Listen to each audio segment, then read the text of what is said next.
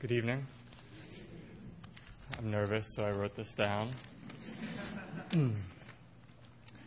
I'd like to start by saying how grateful I feel to be here tonight with all of you.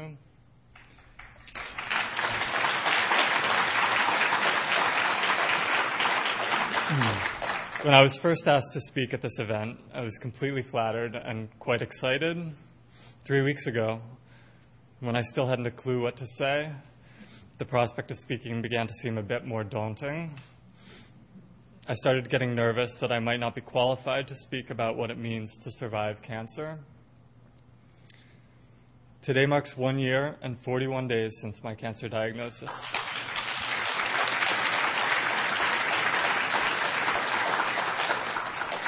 Saturday was the year anniversary of the amputation of my left leg, and yesterday was 11 months since the removal of my diseased thyroid. It's only been 5 months since my first clean scan, and the general prognosis seems to be, we think we got it all, but we'll just have to wait and see. What then can I really be qualified to say about surviving cancer? After all, how long must one survive in order to be considered a cancer survivor?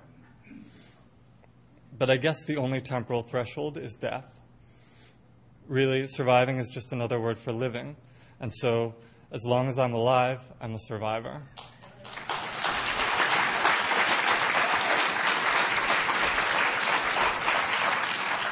Whether that be 1 day, a month, a year, or several decades, ultimately nobody survives.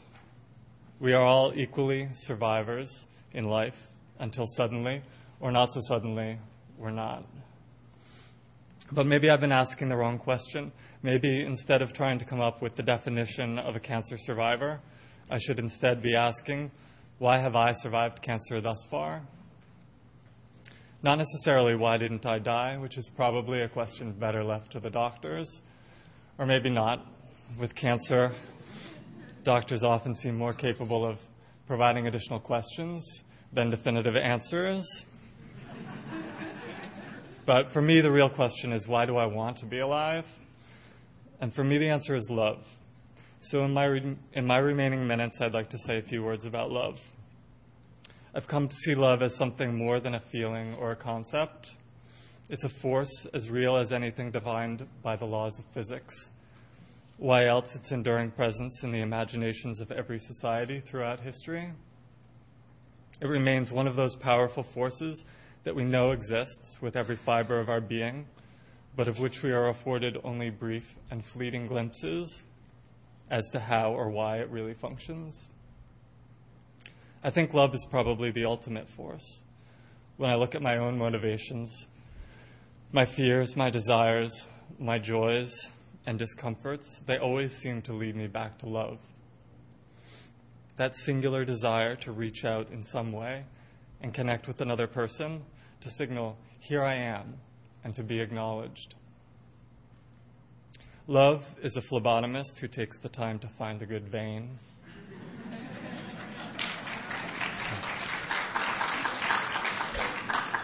And a doctor who listens attentively and with purpose. Love is a pet's nuzzling nose. Love is the sudden appearance of a close friend, real or imagined. Love is a glance... Excuse me.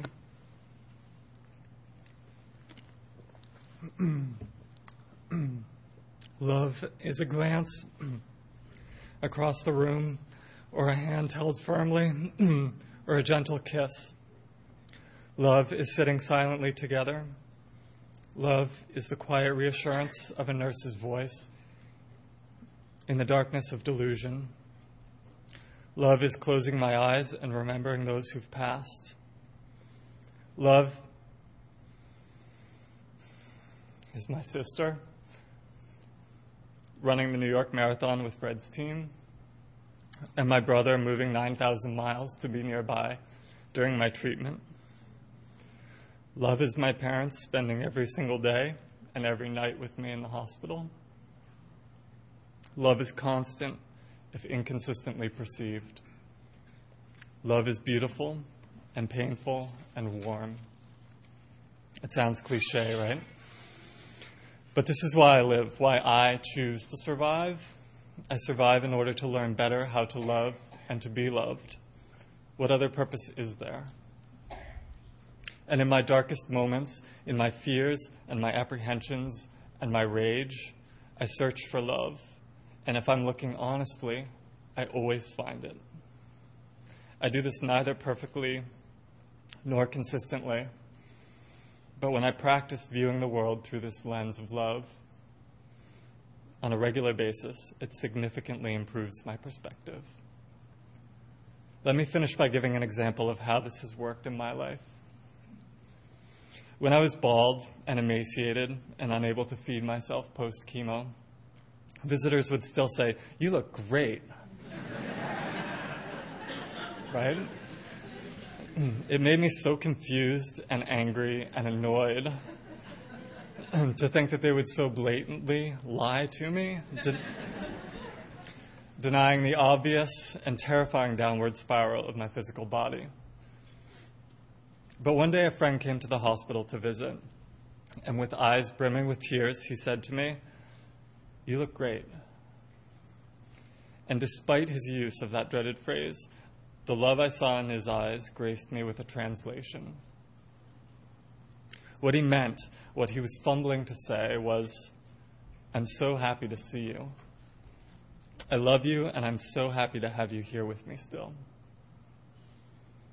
And so now, though I'm still struggling to put on weight and learning to walk again and working through the myriad of lingering effects of my treatments, I accept the compliments with a smile, because I'm happy to be here too, and really grateful for the opportunity to linger here a while longer. Thank you.